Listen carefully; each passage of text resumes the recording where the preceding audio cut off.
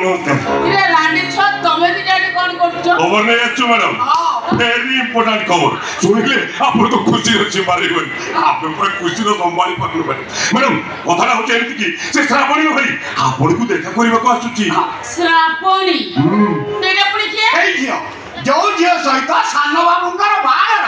नहीं आज्ञा ए बाहर है परिबो काहे के आज्ञा तमे माने ती गोडा नहीं शहर अधिक प्रस्ताव आइलानी गोडा भी बाहर फाइल नहीं पारुनी एमिति बारंबार बाहर भांगिवा द्वारा ओ कोटा तोरे किंतु बागर बाकी बनी मैडम से झुक को एमिति मंत्र देछि ताकु जे जत्ते चा कोले भी से मनोज बाबू को बा हबो ही हबो नदी मना करे आपण हमको दउ शास्ति देबे हमें मानिनु आज्ञा नमस्कार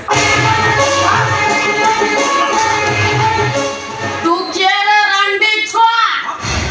ओ बिना परमिशन रे ओ घर भीतर को पचे तो एटा में श्रावणी रो भाई श्रावणी जाको ता एबे कोतुरु